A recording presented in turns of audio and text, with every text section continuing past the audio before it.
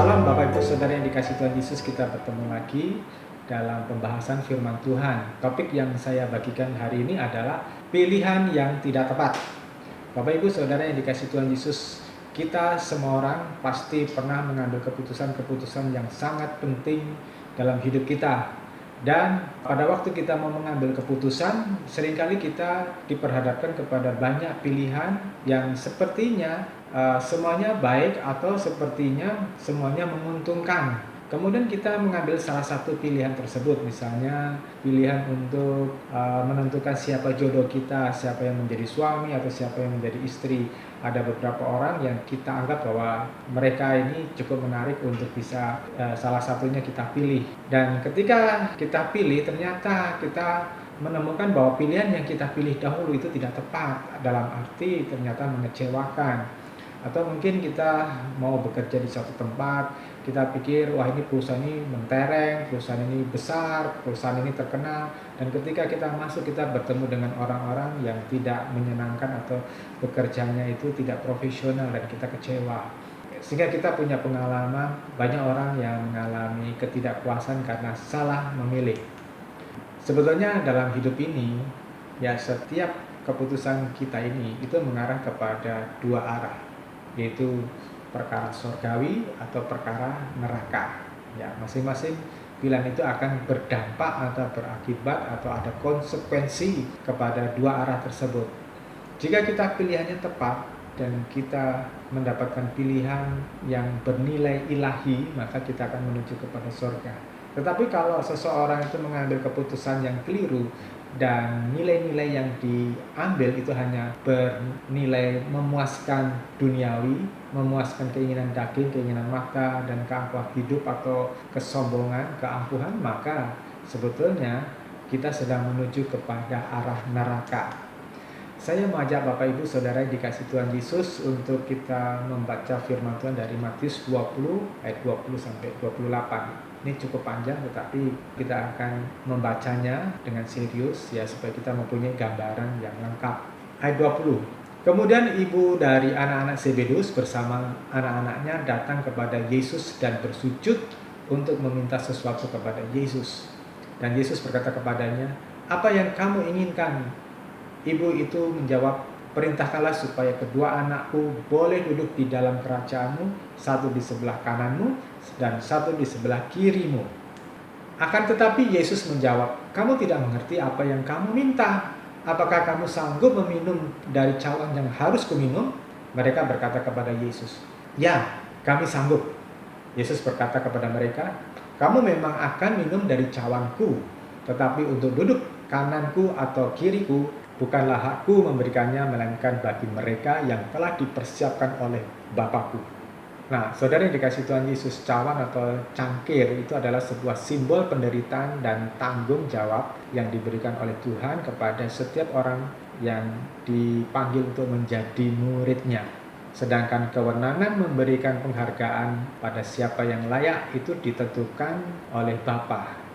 Jadi seseorang itu ditentukan untuk mendapat kehormatan di kekekalan nanti, itu tergantung kepada Bapa. Apakah Bapa berkenan kepada orang tersebut atau tidak?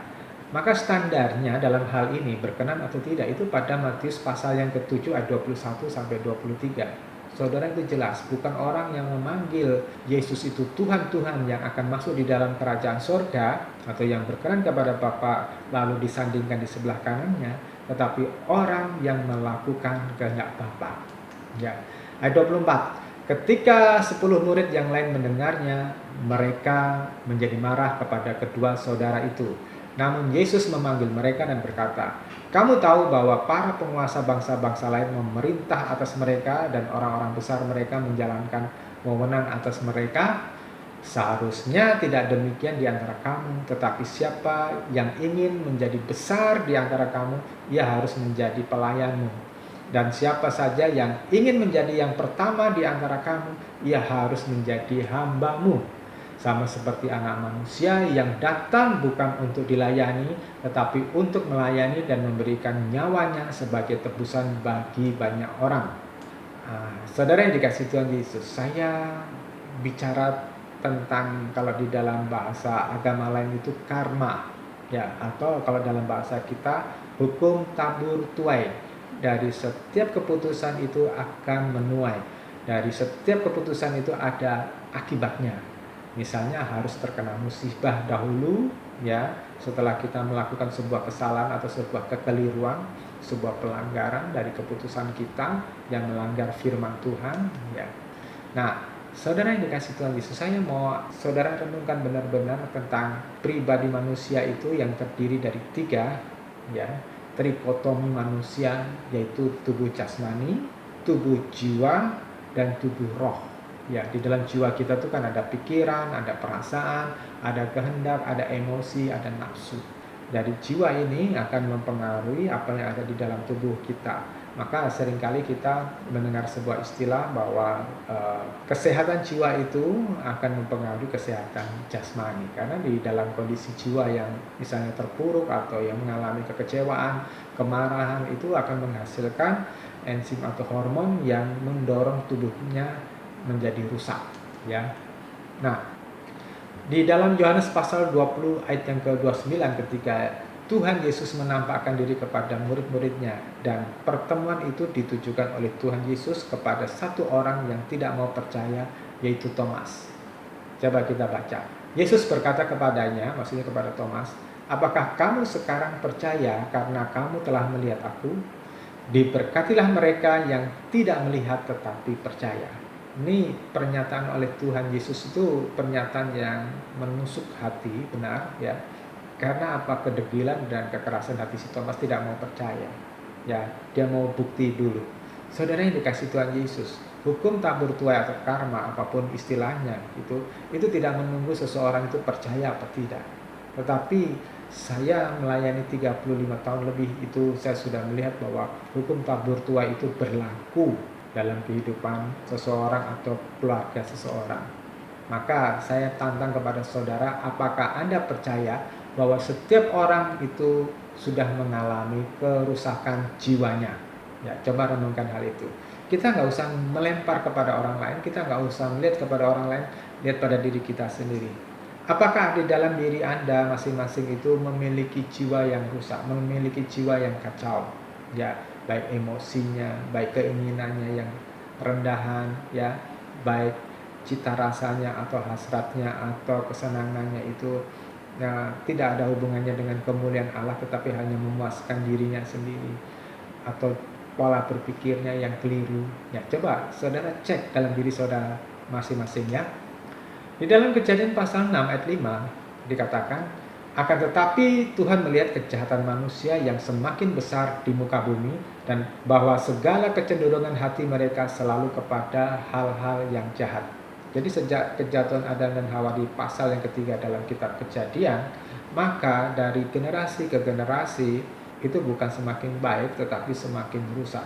Karena jiwa yang kacau, jiwa yang sudah disisipi atau diinfiltrasi atau sudah terkontaminasi, sudah tercemar oleh dosa, itu semakin mengalami pengerusakan, ya, semakin mengalami kekacauan, dan hubungan dengan Allah semakin renggang.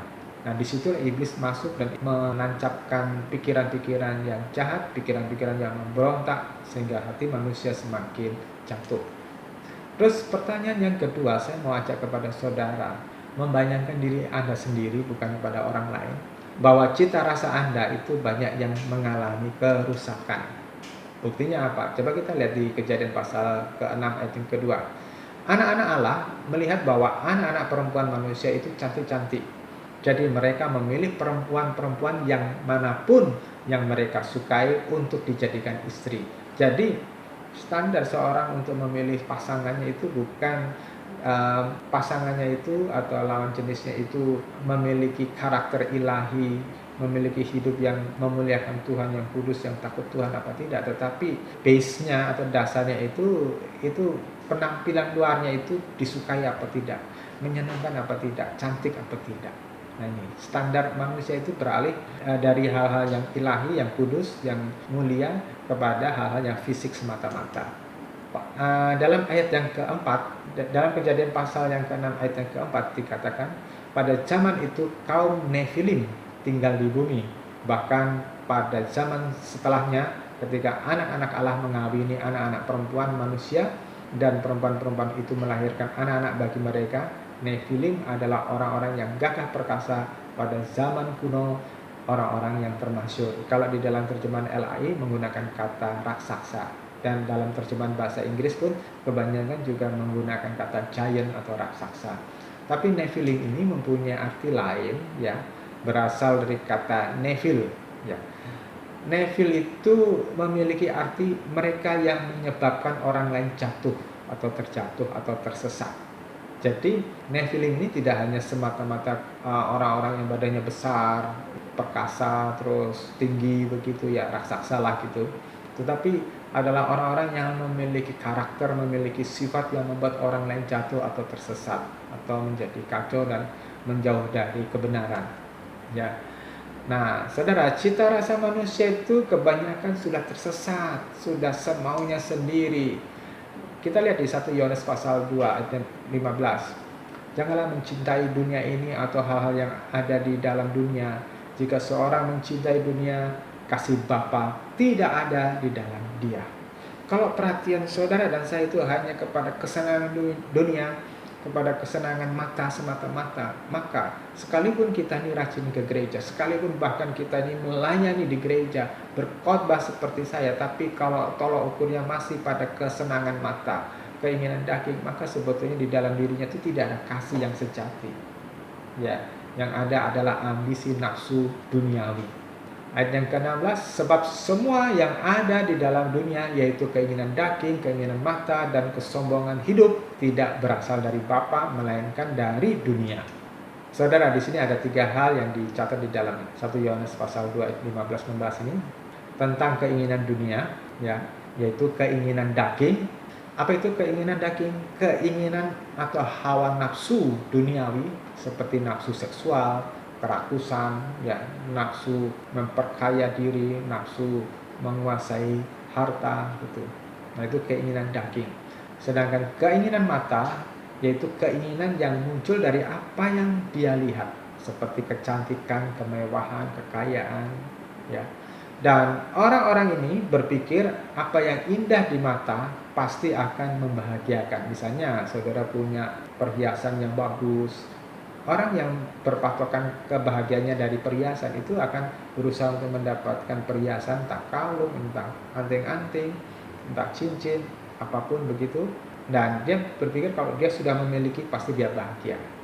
Kalau berpikir bahwa kecantikan itu adalah sumber kebahagiaan, maka ketika dia punya uang, berapapun biaya untuk mempercantik diri dia akan keluarkan. Entah untuk membeli make up yang mahal-mahal, ya, bedak yang mahal-mahal, lipstick, eyeshadow dan sebagainya yang mahal, atau bahkan sampai kepada operasi plastik, ya, tarik sana tarik sini supaya kelihatan cantik.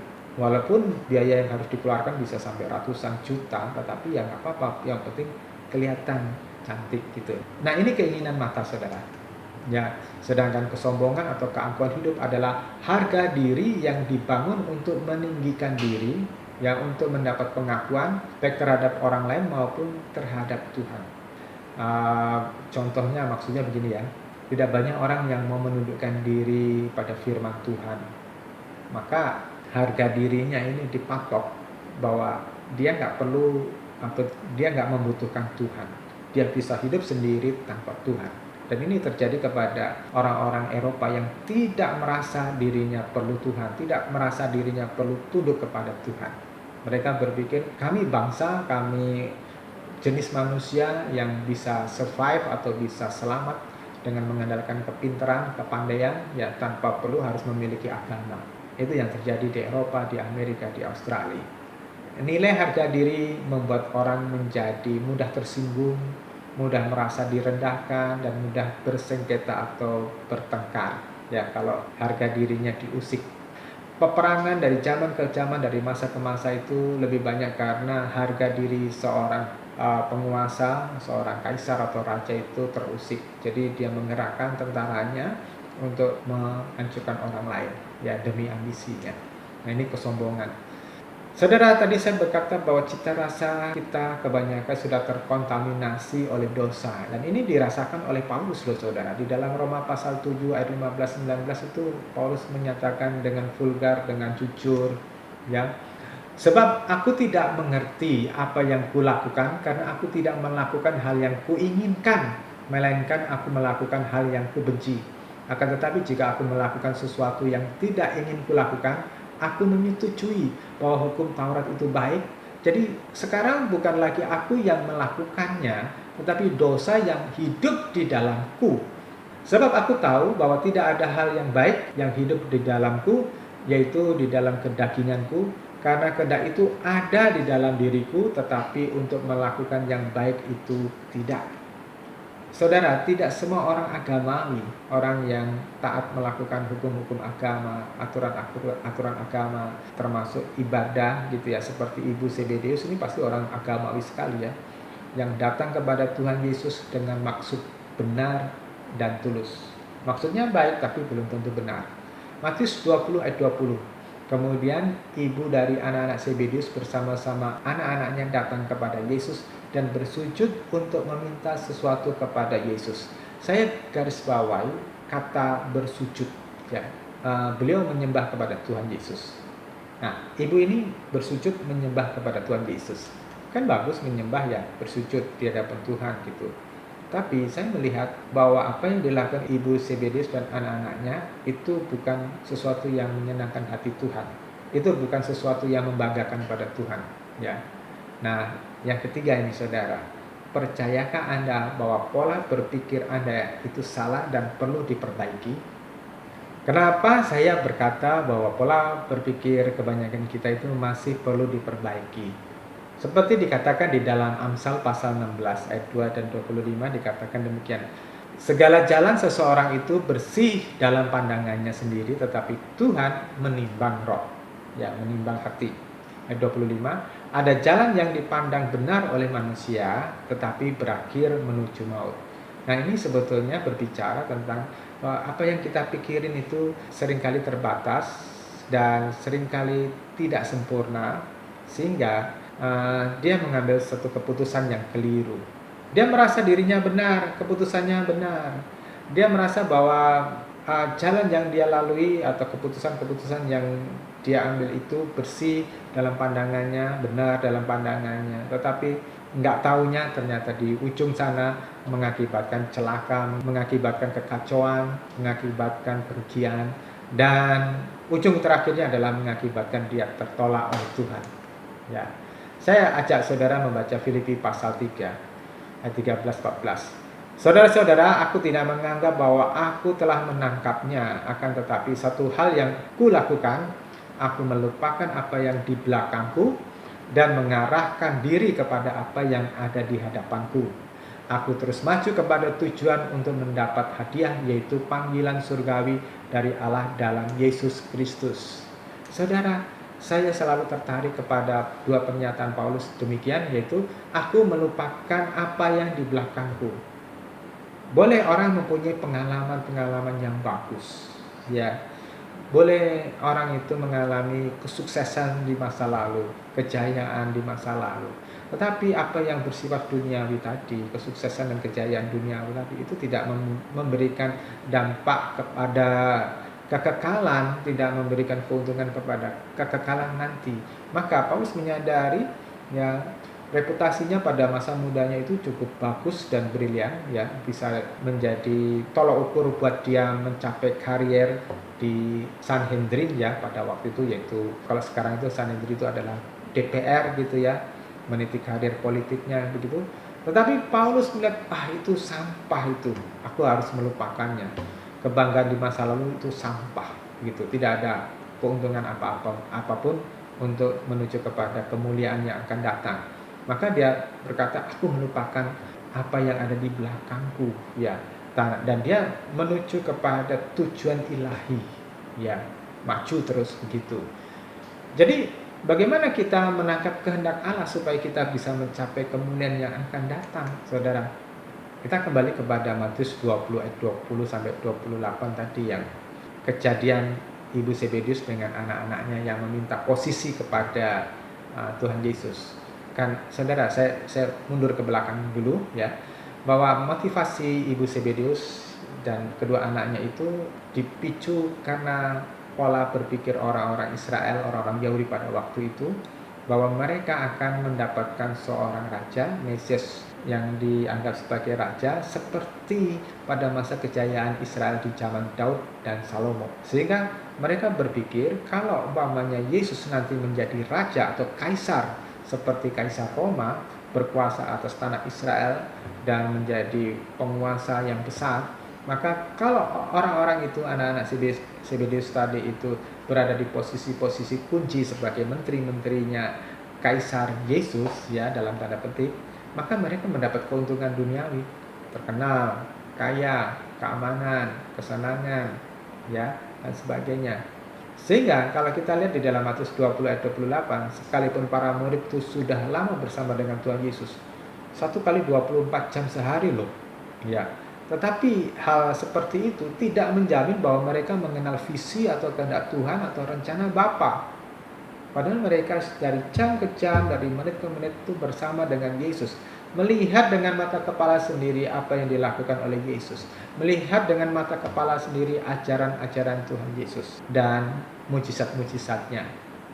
Dan ini menggambarkan tentang orang-orang Kristen zaman sekarang yang walaupun diajar sedemikian rupa, yang walaupun pernah mengalami mujizat tanda-tanda ajaib yang menyertai orang-orang Kristen itu, tetapi mereka tidak semuanya bisa sampai kepada pengertian yang benar dan mengalami pertobatan yang sejati.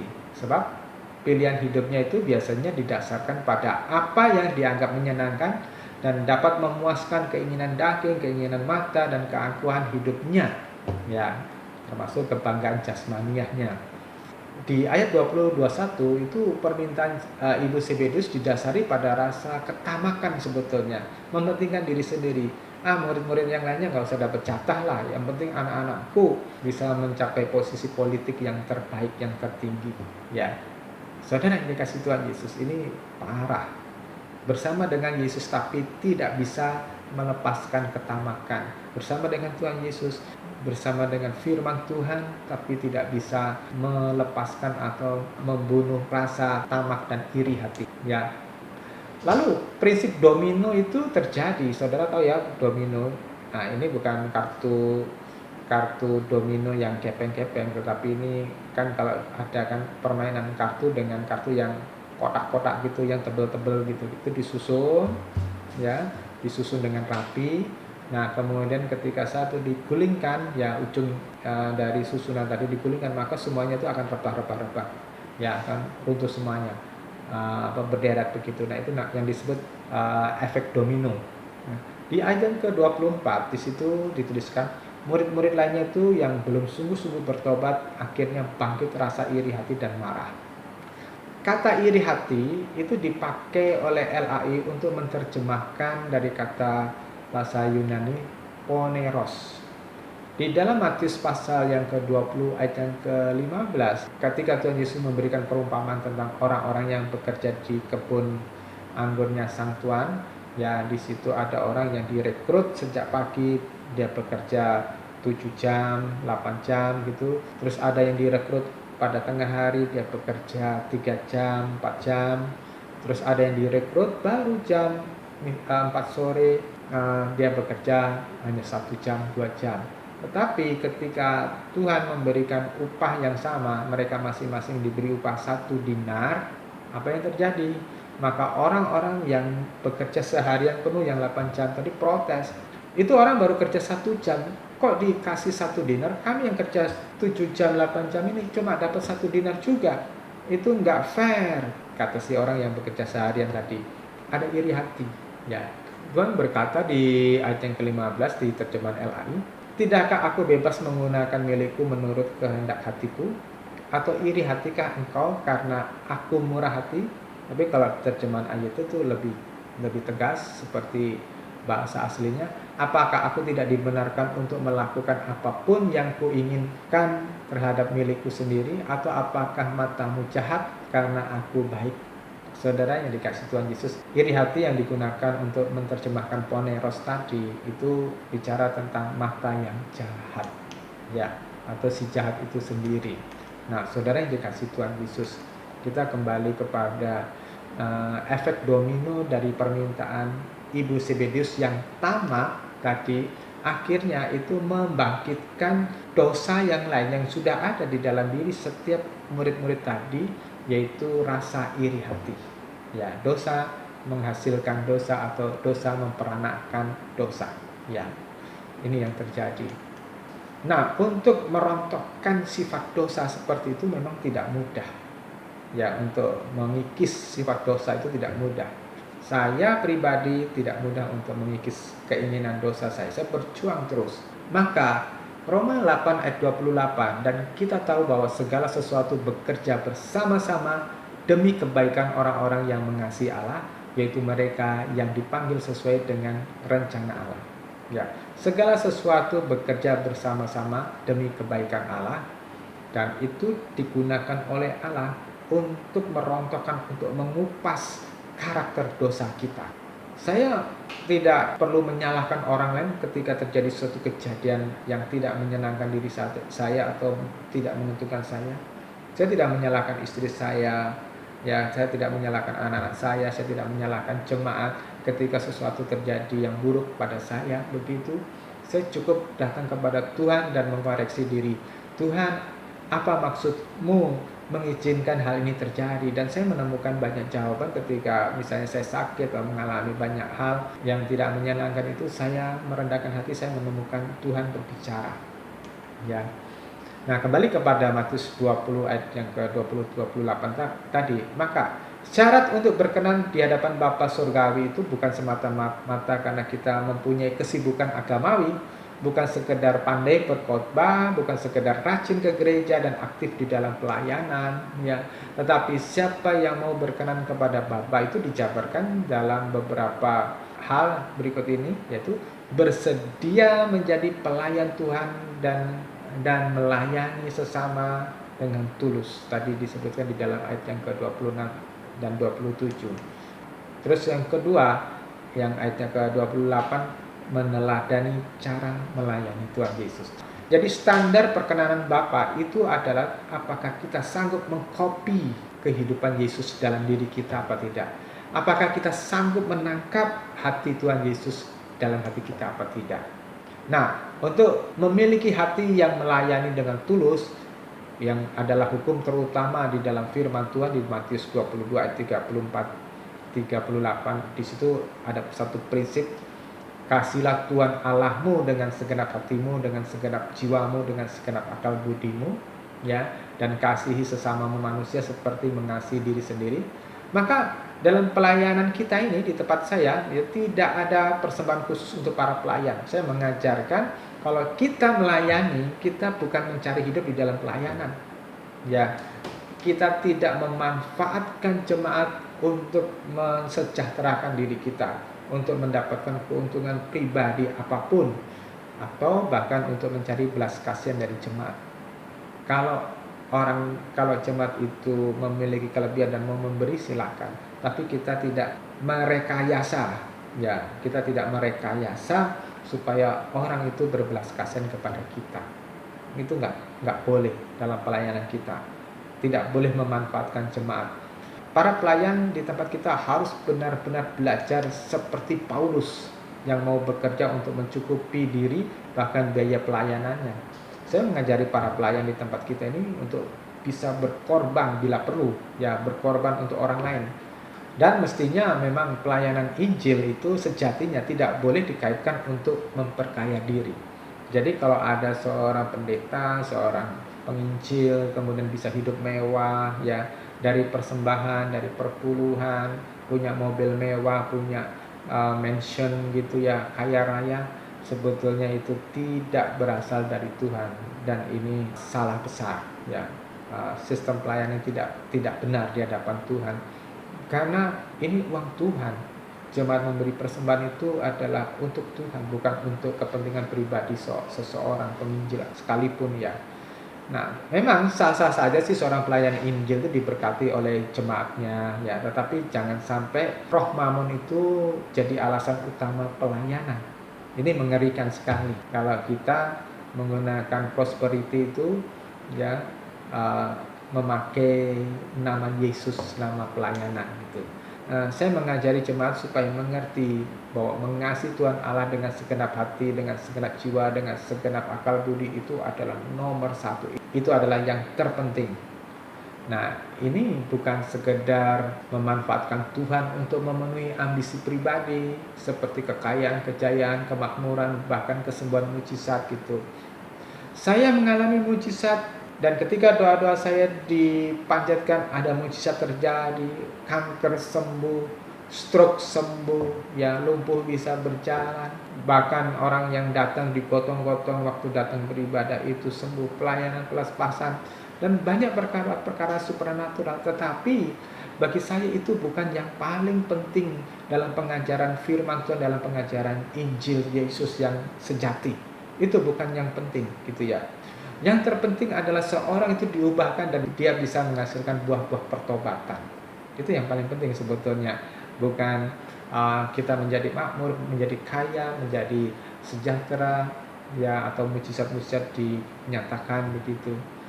Saya percaya pada perkataan iman yang penuh kuasa ilahi, tapi sekarang saya mengerti bahwa iman tanpa perbuatan di Yakobus pasal yang kedua ya, itu adalah mati. Kalau iman kita tidak ditunjukkan atau dimunculkan dalam kekudusan, dalam kemurnian, dalam kesucian, maka itu mati. Maka kuasa yang kita tuntut untuk diperagakan, tetapi tanpa perubahan karakter ya, yang dari buruk untuk menjadi mulia, kudus gitu, atau cita rasa atau selera rendahan menjadi selera ilahi begitu, dan pola berpikir yang awalnya salah itu diperbaiki. Maka kalau kita tidak mengalami perubahan itu, maka sebetulnya itu adalah sia-sia di mata Tuhan. Itu sama dengan tong kosong nyaring bunyinya ya. Bisa saja terjadi mujizat, bisa saja terjadi pengusiran setan, pelepasan seperti Matius 7 ayat yang ke-22, tetapi pada ayat yang ke-23 Tuhan berkata, "Hanyalah kamu, aku tidak mengenal kamu." Nah, ujung akhir dari semuanya, ketika tidak ada ketulusan buat Tuhan, ketika ada maksud tersembunyi dalam praktek-praktek pelayanan kita, tetap saja tidak berkenan kepada Tuhan. Baca benar-benar Matius 7 ayat 23. Maka jika Anda dan saya melayani Tuhan, itu kita mesti belajar tulus, belajar murni di hadapan Tuhan. Milikilah pendudukan diri kepada Tuhan. Saudara, pengertian pendudukan diri ini sangat luas penerapannya. Tidak hanya sekedar yes man atau ya Bapak, ya Bapak. Misalnya ya, berserah kepada masa depan, mencari pengarahan dari Tuhan ya, tidak mengatur diri sendiri itu semaunya sendiri, seperti menentukan siapa pasangan hidup ya. Bahkan saudara mendengarkan pengajaran pendeta mana atau pengkhotbah mana yang mau didengarkan, itu penting saudara untuk saudara meminta panduan dari Tuhan Yesus ya, dari Roh Kudus. Ada banyak orang yang ngawur memilih pasangan hidup. Ada banyak orang yang ngawur meninggalkan pasangan yang sah ya, demi ekonomi. Dia tinggalkan istri atau tinggalkan suaminya karena nggak tahan dengan kemiskinan. Juga ada banyak orang ngawur untuk mendengarkan pengajaran. Yang penting ada mujizat, yang penting mengalami terobosan ekonomi, ya, mengalami kemajuan. Saudara yang dikasih Tuhan Yesus, itu tidak menjadi tujuan utama dari Injil, ya. Maka saudara yang dikasih Tuhan Yesus, kita belajar dari Ibu Zebedeus. Sekalipun kita Kristen dan kita sudah belajar banyak firman Tuhan, kalau kita nggak murni, kalau kita masih ada ketamakan, kalau kita masih ada iri hati, maka kita bisa kesasar, kita bisa salah mengambil keputusan. Tapi kalau kita belajar tulus kepada Tuhan, murni kepada Tuhan, dan kita menanggalkan semua keinginan duniawi, kita tidak tergantung kepada kesenangan duniawi, tidak ada standar duniawi yang kita pakai, kita hanya mencari perkenanan kepada Tuhan, pasti Tuhan memurnikan saudara, terus menyempurnakan dari waktu ke waktu ya. Akhirnya saudara bisa mengenal kehendak Bapa, maka di situ saudara menjadi seorang yang berkenan di mata Bapa. Pilihlah dalam hidupmu sebuah keputusan yang benar di hadapan Tuhan. Pilihlah dalam hidupmu bagaimana engkau mengelola hidupmu, termasuk mengelola kekayaan, mengelola waktumu, mengelola keluargamu, pekerjaanmu itu Kelolalah untuk kepentingan kerajaan Allah. Disitulah kunci Bapa berkenan kepadamu. Tuhan Yesus memberkati. Amin.